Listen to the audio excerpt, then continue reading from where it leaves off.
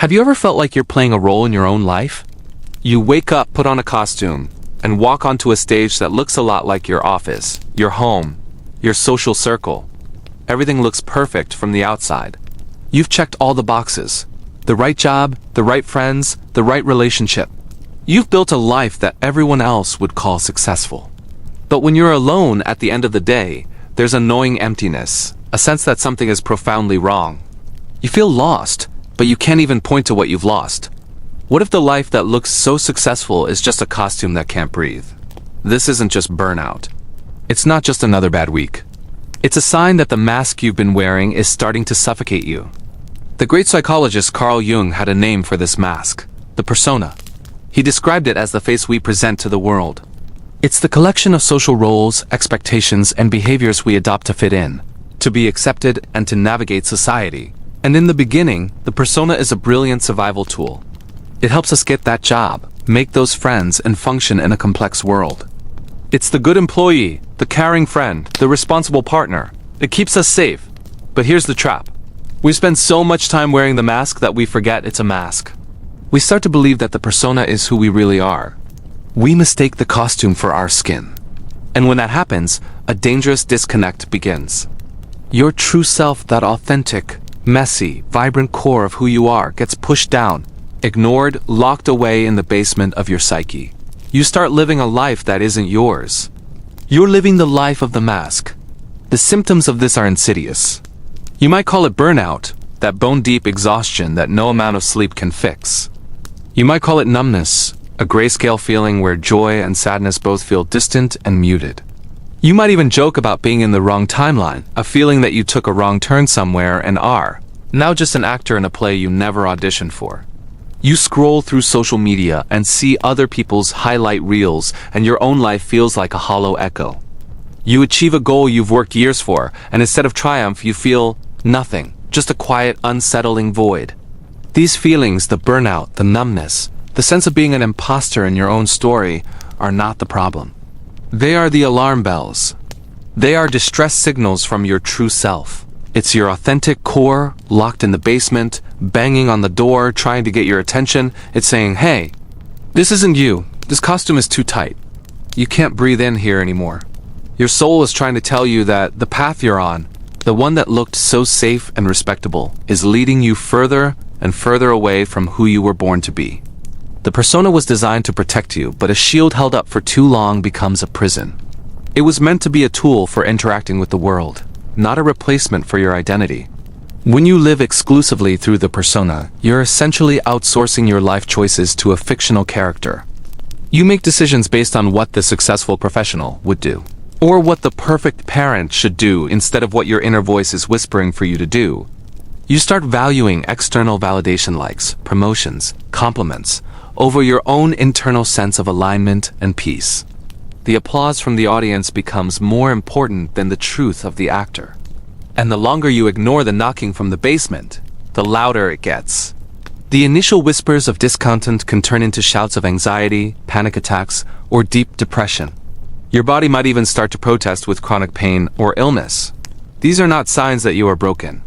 They are signs that you are trying to break free. Your system is screaming for integration, for you to take off the mask and finally meet the person underneath. It's a desperate call to come home to yourself. The life you've built might be beautiful, but it's a cage, and the door has been open all along. You just have to be brave enough to walk through it. In part 2, we step into the desert of silence, where the mask slips and your real coordinates appear.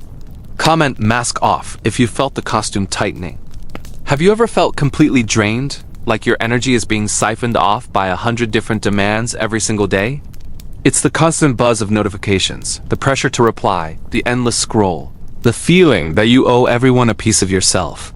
What if I told you the solution isn't to do more, but to do less? To stop chasing people and inputs, and instead, let your own energy return to you. Think about it. We spend so much of our lives running after things, validation, information, connection. But what if the most profound connection we're missing is the one with ourselves? This isn't about becoming a hermit or ghosting your friends. This is about strategic withdrawal. It's about reclaiming your focus, one small act at a time. It's the art of creating pockets of silence in a world that never stops talking. Imagine this. What if, for just 7 days, you decided to remove the noise? What if you turned off the podcast during your commute and just listened to the city? What if you put your phone in another room for the first hour of your day? What if you said no to that one extra commitment that you know will stretch you too thin? Remove the noise for 7 days and listen. What breaks and what begins to sing? This practice of strategic withdrawal is like stepping into a quiet desert. At first, the silence might feel deafening, even uncomfortable. You'll notice the void left by the constant stimulation you've grown accustomed to, but stick with it. Because silence isn't empty, it's diagnostic. It's a space where the truth can finally surface. When you create these quiet moments, these small deserts of silence in your day, something incredible happens. The unconscious mind, which is usually drowned out by the chatter of daily life, begins to speak. It speaks in a language that isn't always verbal. Your dreams might become more vivid, more telling. You might start noticing gut feelings or impulses that guide you toward what you truly need and away from what drains you. The body starts sending signals that the mind has been too busy to acknowledge, that tension in your shoulders, that knot in your stomach. It's your body's way of saying, hey, I've been trying to tell you something. This isn't about some grand sweeping gesture. It starts with the small refusals. Refusing to check your email first thing in the morning. Refusing to fill every quiet moment with a podcast or music. Refusing the urge to immediately respond to every text. Each small refusal is an act of reclamation. It's you telling yourself, my attention, my energy is mine to direct. You're not shutting the world out. You're creating a sacred space within yourself so you can engage with the world more intentionally, more authentically. When you stop pouring your energy outward, it begins to pull back within you. You start to see things with new clarity. That project you were stuck on? The solution might just pop into your head while you're staring out the window. That difficult conversation you've been avoiding? You might suddenly find the right words, the right approach, when you're not forcing it. This is your inner wisdom at work. It was there all along, just waiting for the noise to die down. The desert of silence is a place of sorting. It's where your impulses get filtered. You start to distinguish between a genuine desire and a craving manufactured by an advertisement or social pressure. You learn the difference between what your soul needs and what your ego wants. This clarity is a superpower. It allows you to navigate life not from a place of reaction, but from a place of deep internal knowing. So the challenge is simple, but not easy. Carve out a small desert for yourself. Maybe it's a 10-minute walk without your phone. Maybe it's a quiet cup of coffee before anyone else is awake. Don't try to meditate or force profound thoughts. Just exist in the quiet. Let the discomfort come, and then let it pass. Pay attention to what arises in the space you've created. What patterns do you notice? What feelings surface? What ideas begin to bloom in the fertile ground of silence? This journey into the quiet is the first step. It's about clearing the stage. But once the stage is clear, the real characters begin to appear. The next phase is what happens when you re-alone with your own thoughts in the deep of night. Part 3 is the night sea journey, meeting the shadow and the complexes that keep you spinning. Save this and type here if you're entering the quiet. Have you ever noticed how certain people just get under your skin? The person who most triggers you, who makes your blood boil or fills you with an inexplicable sense of envy or irritation, isn't just a random annoyance. They are a courier, a messenger, delivering a piece of your disowned self right to your doorstep. Think about that feeling of being lost, of wandering through life without a clear sense of direction or purpose. What if I told you that feeling is a symptom of a life unlived? A life that you, perhaps unconsciously, have exiled to the shadows. This isn't some dark mystical realm. It's a part of your own psyche. Carl Jung called it the shadow, the repository for everything we've been taught to condemn or hide. It's where your raw anger, your untamed ambition, your secret desires, and your fiercest envy are stored. But here's the thing about the shadow. It doesn't stay locked away. It wants its life back. It wants to be integrated, to be part of the whole you. And so, it comes knocking. It shows up in those intense emotional reactions, those triggers that seem to come out of nowhere. That person who effortlessly commands a room, sparking a wave of envy in you, they might be carrying the ambition you were told was too much, or unbecoming. That friend who is unapologetically assertive, making you feel inexplicably angry. They might be reflecting the anger you've learned to swallow your entire life. These aren't just fleeting emotions. They often harden into what psychologists call complexes, A complex is like a splinter in the psyche, a bundle of energy and emotion that can take over and possess you. You know them well. There's the pleaser, who can't say no, constantly sacrificing their own needs for fear of disapproval. There's the achiever, who relentlessly chases success, terrified of the emptiness that might lie beneath it. There's the fixer, who is drawn to broken people, believing their love can heal others while neglecting their own wounds. When these complexes are running the show, we get stuck in loops. We find ourselves reenacting old familiar relationship dynamics, often from childhood, and we mistake this repetition for love. Or we call the relentless drive of a complex our purpose. We think we're making conscious choices, but really, we're just puppets on the strings of our unexamined past. You might find yourself in the same type of relationship over and over, with different people who all seem to push the exact same buttons. That's not a coincidence. It's a complex at work, seeking to resolve an old story. The truth is, your ego, the part of you that you think of as I, is only a small island in the vast ocean of your total self. The shadow holds immense power, creativity, and vitality. When we deny it, that energy doesn't just vanish. It sours. It becomes destructive. The ambition you disown turns into bitter resentment of successful people. The healthy anger you suppressed ferments into passive aggression or inexplicable rage. The desire you shamed turns into compulsion and obsession. So how do we begin to reclaim this lost territory? How do we stop being ruled by these invisible forces? The first step is deceptively simple, yet incredibly brave. You must name what you condemn. You have to turn and face the very things you've been running from. It starts with radical self-honesty. Look at the people who trigger you. What quality in them ignites such a strong reaction in you? Don't judge it, just name it. Is it their freedom? Their confidence? Their selfishness? Their vulnerability? Whatever it is, that quality lives inside you too. It's a part of your own energy, a piece of your own potential that you've projected onto them. They've become the screen for your inner movie. The work of integration is the process of taking back that projection. It's looking at the person who makes you envious and saying, the ambition I see in them is also my ambition. It's a power source I have yet to claim. It's looking at the person who engages you with their boundary setting, and admitting the strength to say no, that I resent in them, is a strength I need to find in myself. This isn't about becoming the people who trigger you. It's not about suddenly becoming arrogant or selfish. It's about reclaiming the raw energy asterisk behind asterisk that quality. The energy within arrogance can be transmuted into healthy self-confidence. The energy within selfishness can be reclaimed as essential self-care and boundary setting. The energy of envy can be transformed into fuel for your own aspirations. By owning these disowned parts, you take the power back. You stop feeding the shadows of others with your own life force.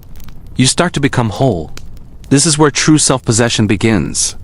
It's the journey of turning from what you condemn to what you can create. In part 4, we'll dive deeper into this process. We'll learn how to translate this pain into a pattern, how to read the map of your triggers to discover your personal myth, your core values, and the true direction your soul wants to take. If you're ready to pull your power out of your projections and reclaim your whole self, comment, reclaim below. Ever feel like you're constantly trying to improve yourself, but it's like you're running on a treadmill, getting nowhere? You read the books, you do the work, but something still feels off. What if I told you the goal isn't self-improvement? It's self-alignment. It's about finding the unique pattern, the personal myth that is already trying to live asterisk through asterisk you. Your calling isn't something you invent out of thin air. It's a treasure map, and the clues are hidden in plain sight, scattered throughout your life. Think about it. Your calling hides right where your wound meets your wonder. It's in the intersection of what has hurt you the most and what fascinates you to no end. Let's get practical. How do you start reading this map? The first marker is your energy. I want you to trace back through your life and pinpoint the high energy moments. When did you feel most alive, most engaged, most asterisk you asterisk? It doesn't have to be a big dramatic achievement. Maybe it was that time you got lost for hours in a library, or when you were a kid and could spend an entire afternoon building something intricate out of spare parts. Maybe it was a conversation that lit you up, or a project that made you forget to eat. These moments are not random.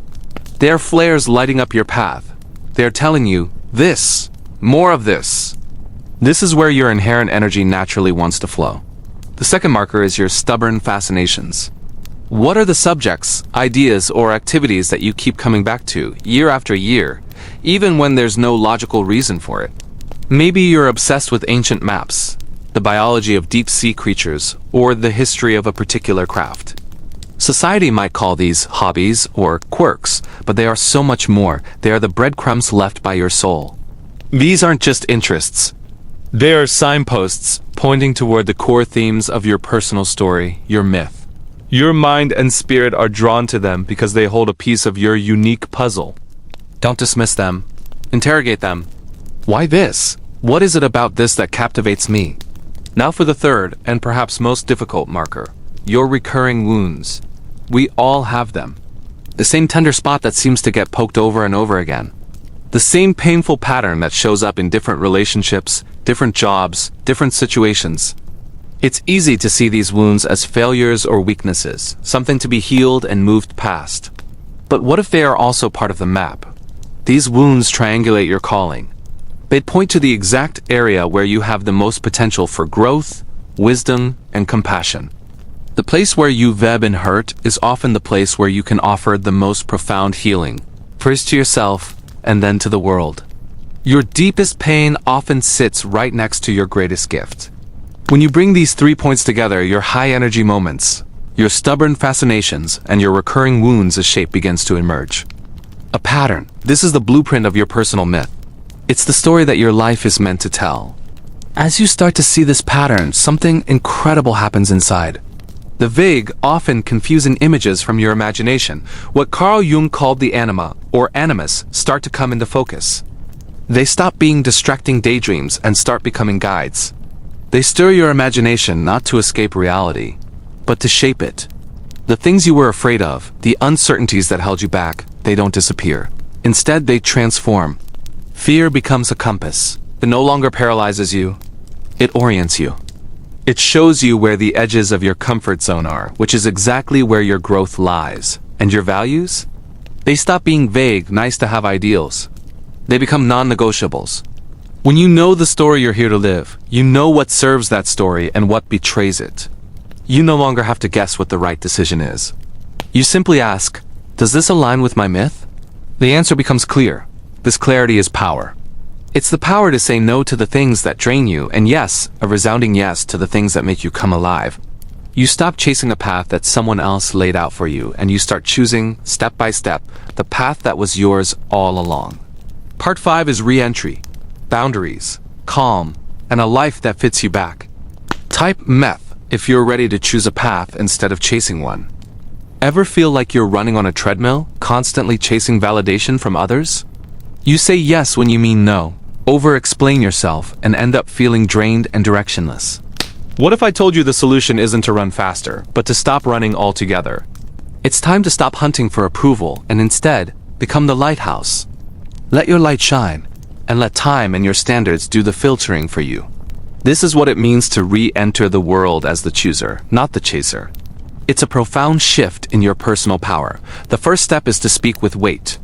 This means you speak less, but when you do, your words carry intention and integrity.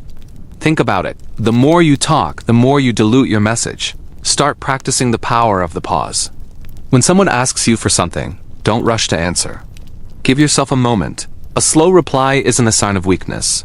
It's a sign of thoughtful consideration. It communicates that your time and energy are valuable, and you're not just giving them away to the first person who asks. This leads us to the second principle. Commit small, but daily. Grand, sweeping gestures often lead to burnout. The real transformation happens in the small, consistent actions you take every single day to honor yourself.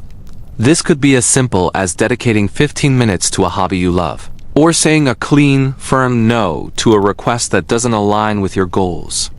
A clean no is powerful. No long explanations, no apologies for protecting your peace. Just a simple, I'm not able to do that right now. This isn't about being rude. It's about being clear. Clarity is kindness, both to yourself and to others. It stops manipulation in its tracks because there's no ambiguity to exploit.